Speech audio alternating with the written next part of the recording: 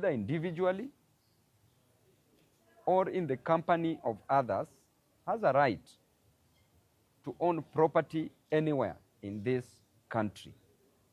The same Constitution says in Article 43, sub-Article 1 of the right to housing, that you have a right to own a house, to access a house and have adequate housing, and nobody should infringe on that right. The same Constitution in Article 28 talks about the human dignity, that human dignity must be preserved and respected. And when you talk about the Land Act 2012, Section 152A talks about unlawful eviction, that nobody should be unlawfully evicted. The same Land Act 2012, Section 152E talks about the procedure of eviction, that an eviction notice must be given and the time shall be sufficient. The time should be 3 months. But in our case, the great people of Nairobi that you are seeing here were given a notice of 14 days. We know the process that the government should follow in case they develop a high appetite for land that belongs to the individuals that you are seeing here. And one of the ways by which the government can acquire property from private individuals is through compulsory acquisition. And we are also aware of the process of compulsory acquisition. That number one, either the cabinet secretary or the CEC at the county level shall write to the National Land Commission requesting for the compulsory acquisition of the said parcels of land. If the commission agrees, the National Land Commission agrees to the compulsory acquisition, then they shall communicate, they shall do the mapping of the properties, they shall collect details of the residents, and they shall also contact the registrar who shall restrict any transaction on that said parcel of land. Thereafter, they shall move on and give a reasonable, they will give a proper reason on why the acquisition should be compulsorily done. Then after that, there will be compensation. But in our case, we are experiencing a very different situation. In addition to compulsory acquisition, there's also the process of conversion of private property into public property, public land, should the government want to do so. And all these processes must involve proper notice that shall be given. Should also involve the process of compensating the owners of these properties. We have residents here who have private properties, and the government wants to evict them, to move them. There are schools in those properties. There are health facilities in those properties. People have sentimental attachment to those properties because these people have stayed there for over 2 decades, over 20 years. And if people have stayed there for over 20 years, there was through the principle of legitimate expectation, the doctrine of legitimate expectation, these people have been paying land rates, they've been paying the land rent, they've been paying the premiums. These people have gone to government offices who have approved even connection of electricity. This shows clearly that these people are the true owners of this property. There's a very common case called the mutable case that was decided by the Supreme Court of Kenya. And they said clearly that was a case that involved adverse possession. And even in that case, a notice was given for 7 days, and the Supreme Court said that you cannot treat people in an inhumane way, without dignity, without respect, without love. And they wanted to evict these people within a period of 7 days. The Supreme Court objected to that. In addition to that, the Supreme Court ordered for compensation of the people who occupied the said parcels of land.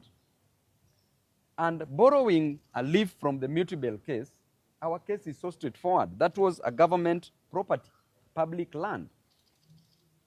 Although the owners had stayed there for over 19 years, adversely, they ought to have been the real owners of the property through adverse possession. So we want to warn the government of these games that they are playing with the lives of Kenyans. These Kenyans have worked so hard. These Kenyans wake up very early in the morning on a daily basis just to look for the next meal, just to look for the next school fee. These Kenyans are struggling. But the same Kenyans that you need to protect their inherent interests, you pursue them. You frustrate them. You want to take the little that they have. And as a government, it's quite shameful. The county government of Nairobi, we know that you failed. Do not include these innocent Nairobians in your failing strategy. We will not allow you to take land that privately belongs to these individuals. I want to thank you very much, and I want to tell these residents that we have a court order blocking, restricting any government official, any police officer, any kanjo person, any person from the county, any person from the national government, from stepping on your parcel of land. Whatever you do with that information is up to you. From stepping, which means if they step, that amounts to trespass. And you know how you should deal with people who are trespassing on your parcels of land. Mnanisikia vizuri? Yeah.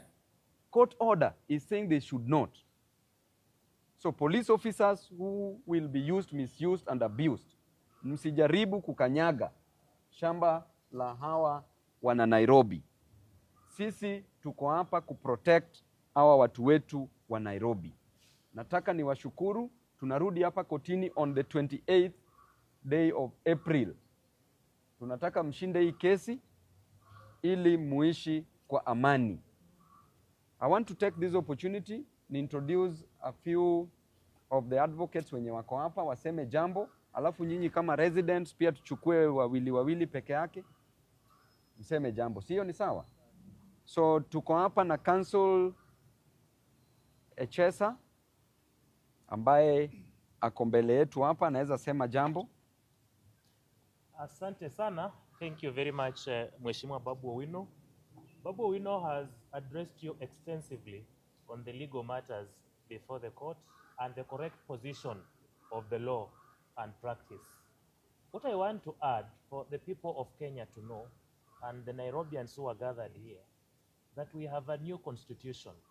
Before 2010, we were tenants of the crown.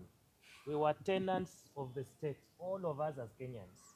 But the 2010 constitution vests the radical title of this country into each one of us. We collectively own our soils. We collectively own our land. It is unfortunate that the government of Nairobi County and the government of Kenya have signed a collaboration that is meant to stifle our rights, that is meant to persecute the Nairobians in terms of what is going on. So go to your homes knowing that the land you stay on, by dint of the constitution, radically belongs to you, and you have that radical title as the sovereign people. And in the presence and the existence of the court order that the Honorable Babu Owino has spoken about, no one has power, either by himself or through his surrogates, appointed or hired, to remove you from where you stay. The very first article of our Constitution is that all sovereign power belongs to the people of Kenya. There is a reason that comes as the first article of the Constitution. Even the lazy and the indolent, like Governor Sakaja, can open the Constitution and see the first article if they cannot proceed reading the rest of the articles. And we therefore should know that all sovereign power belongs to the people of Kenya, and people we have delegated, including the government and state agencies, including the police, cannot abuse such power. Go and protect that court order. The work of the lawyers like Babu, Owino, and ourselves here is to obtain the court order that allows you to stay on that land. How to enforce it? The Constitution has given you through Article 1 that all sovereign power belongs to you. How you use that power is up to you. Thank you. Council Pius. Mnasikia maneno? Haya, sasa mkinyang'anywa shamba shauri yenu. Na mko na power. Yeah, so just as my colleagues have already stated, the members of Nairobi that you see here span from the Komba Cloth Market to Shauri Moyo Riverbank Settlement Scheme to Bahati to Kiambiu. So recently they got a notice of eviction from their pieces of land by an entity called the Water Resource Authority, giving them 14 days to vacate, or else their private property will be demolished. Because they are Kenyans and they knew their rights, the only place they could access justice was to rush to the courts. Indeed, they rushed to the court, and the court deservedly gave them an interim order suspending all the activities of the Water Resource Authority, quashing that notice, and maintaining the status quo until the application and their petition is fully heard and determined. My clients have, our clients have alluded to me that currently there are some, I don't know whether to call them trespassers, who are currently trying to access their pieces of land, and they are intending to demolish their private property in full knowledge that there is a court order maintaining status quo. I want to particularly address Water Resource Authority. We were in court with them today, and I want to address their legal counsel to properly advise them to obey court orders. This is a country governed by the rule of law, not the rule of man. We are all under the Constitution of Kenya 2010, as has been alluded by my senior Chesa, and we have to obey court orders. I want to assure the residents of those estates that we have mentioned that the law is on your side. You have all the papers. You were allotted those pieces of land by the defunct City Council of Nairobi in 2002. All the documents we have filed in court. You were given leases of up to 99 years. From 2002 up to now, that is barely 24 years. You still have how many years, mathematician? That is 70, 75. 75 years. You still have 75 years to stay on those pieces of land. And if Water Resource Authority wants your pieces of land, then what they need to do is what you've been told. They need to compulsorily acquire and compensate you fairly. See you on 28th. We are coming back to court on 28th of April. We will be in open court. Come in large numbers and protect your rights and those of your children. Thank you so much. Ian? Ian, dakika moja tu. Yes, good morning. Yes, I think a lot has been said by Mheshimiwa and my fellow colleagues. I think for me, it's simply just to reiterate that as legal counsel, we are here to protect the rights of these citizens. and we intend to protect those rights within the confines of the Constitution. There is no entity, there is no authority that is higher than the Constitution, and all authorities must subscribe to what the Constitution says. So what I just want to reiterate is that you have competent lawyers over here, and we will do our very best to ensure that your rights are protected, that your livelihoods are protected, and all the developments that you have put on these particular estates, together with the schools and the hospitals that you yourselves and your children rely on, are protected to the best extent of the law. Asante. Nataka wamama wawili. Bishop. Yes. Kuja wewe ndio utasema ukweli hapa on behalf of your residents. Okay. Si ni kweli? Yeah. Haya. Unaweza ongea hata Kiswahili ama Kizungu ama lugha yote unafahamu vizuri. Okay. Okay.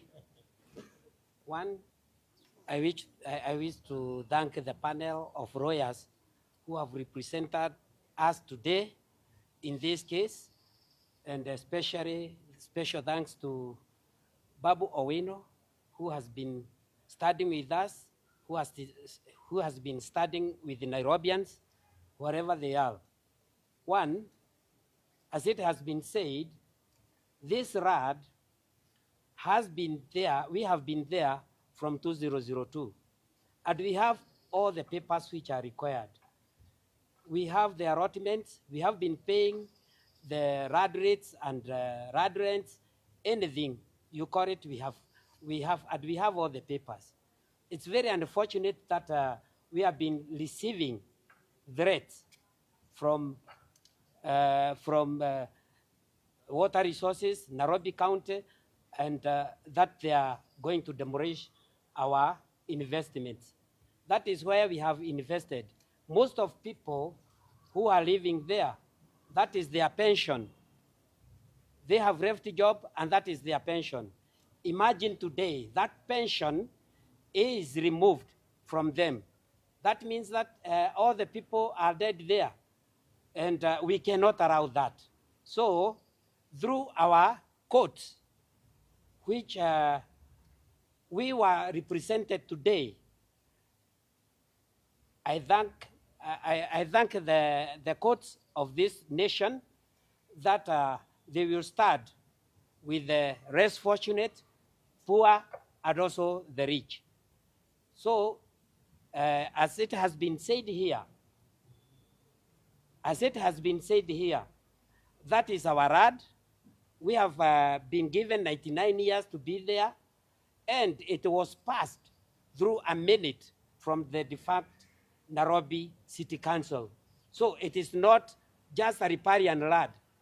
Furthermore, the riparian RAD, yes, it says 6 meters to 30 meters. Why take 30 meters? Yeah.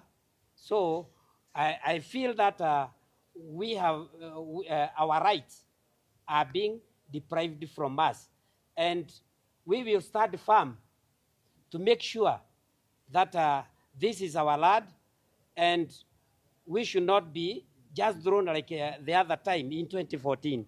Thank you, thank you, thank you. Aya mama, kuja uongee na Wakenya juu ya shamba yako. Si unanyang'anywa shamba? Nani? Nani? Aya. Sawa sawa. Mimi niko na huzuni sana. Nikimagine mimi nimelelea watoto wangu pale Kikomba.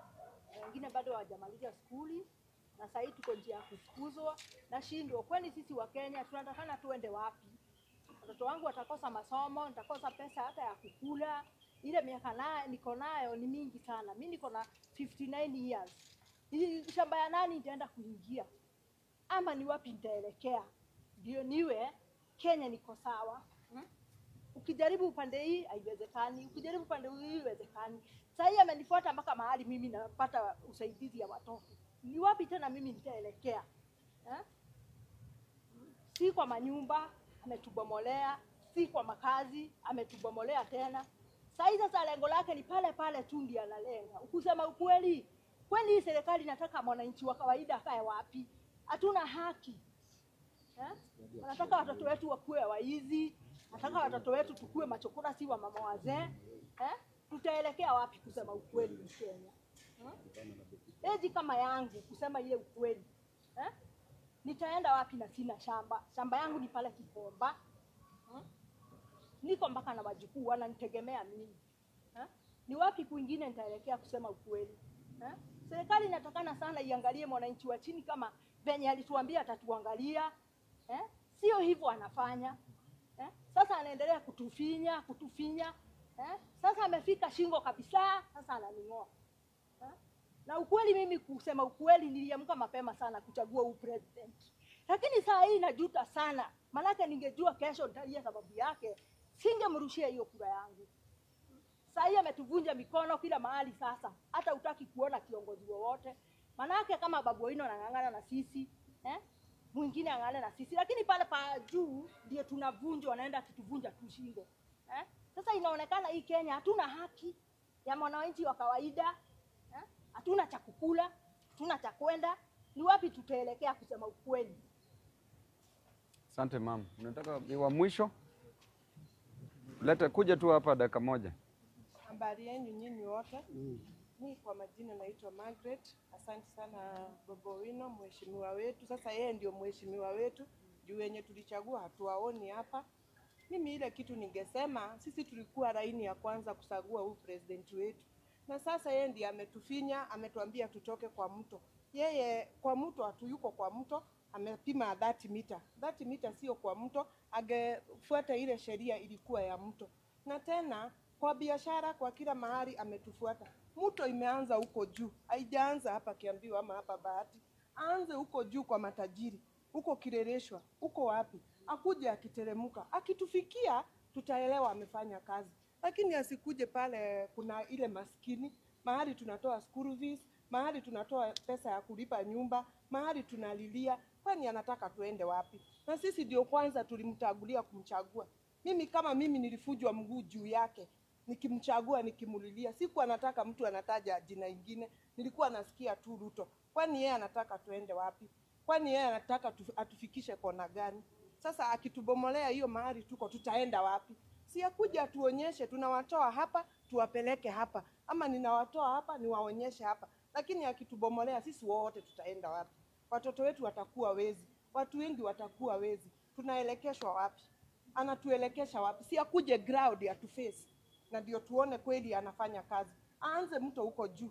Mto imeanza huko juu. Akikuja pande ya chini. Ndio akitufikia, ndio tutajua anafanya kazi. Lakini si atuanzie pande hii ya chini. Ya wale watu wako chini. Wale watu wanajitafutia. Wale watu hawana mbele wala nyuma. Anatuelekesha wapi? Si hata haya akuwe na huruma. Juu tulimpea kula kwa kanisa. Si hata yeye arudi kwa hiyo kanisa. Akuwe na huruma yetu. Akuwe na mwananchi. Alilie hii wananchi wote wako hapa. Naongea hivyo lakini tu mheshimiwa asante sana. Juu tuko na watu wengi sana na wako mbele yetu na wako tutetea. Lakini wewe endelea kututetea. Mungu wetu wako juu na wewe. Asante. Asanteni. Asante sana. Na wetu. Asante mami. So nafikiria kwa sababu hao wana habari wanataka kwenda kukava mambo zingine hapa kotini. So tunataka tuwashukuru sana. Kama kuna mtu yote anataka kusema jambo, asema tu dakika moja tu haraka kinywa. Okay. Kwa majina naitwa Justus, ni mkaaji wa Saulimwe Blue Estate na mimi pia ni muadhiriwa. Mimi ningesema hivi, tuko na uchungu mwingi mwenye hauna kipimo. Na kwamba last time 2024 walikuja na akabomoa 15 mita. Na walikuja usiku wakabomoa vitu mingi za watu zikaenda. Tena baada ya kukaa 2026 tena wamekuja wameanza tena mabomoaji. 14 days. Kuambiwa kesho na uko na shule, tuko na watoto hapo, kuna mashule, kuna makanisa. Ukiambiwa wewe ondoa watoto utapeleka wapi? Tuko na wakati mgumu, mostly hata wengine wetu tunalipa maloni kwa dakika hii. Sasa hiyo ndio tumetumiwa signal na banki ya kutu auction. Na dakika hii tunaongea hivi kwa cloud. Hata 14 days haijaisha, tiga iko kwa cloud ikianza mambo ya ubomoaji. Tulienda kotini on the 3rd of February na tukapata court order. Na bado hawasikizi hizo court order. Kwa hivyo tunauliza mheshimiwa incoming governor na leader mwananchi, mlinde wananchi wa Nairobi. Tuko hali gumu na wana Nairobians wote wanalia. Sasa hiyo gia Eastland wote ni kwa kilio. Na kwa ukweli venye Magi amesema, hatuwezi kuwa katikati ya Kamukunji ndio wataanza kubomoa. Kule Westland kuteremka hivyo Gara, Girogo na hawajaguza. Ukienda huko Chokani ni hawajaguza. Ili ya Kibera wako kwa mto. Hapa Riverside kuna hata mwenye amejenga chini ya hiyo mto, maji inapita chini yake, lakini hajaulizwa. Lakini ukikuja area yetu sisi Nairobi ndio wanakuja kusema tunangolewa. Kwa hivyo Nairobians wote tushikane mikono, tuangalie wenye tunachagua, sababu leo kilio hatujui itaishia wapi, na president wetu angalie hii mwananchi wa kawaida. Hii ndio mambo yetu inafikia Mungu, sisi ndio tunalia, tunapiga magoti kwa hiyo nyumba unabomoa. Kwa hivyo tuangalilie, tuko na maisha ya kesho. Mungu ambariki, na incoming governor tunajua utatutetea. Tuko na governor na lakini alinyamaza. Asanteni sana, nataka niwashukuru sana. Sasa wacha niongeleshe, kujeni hivi karibu sasa niwaongeleshe kidogo venye tumeongea na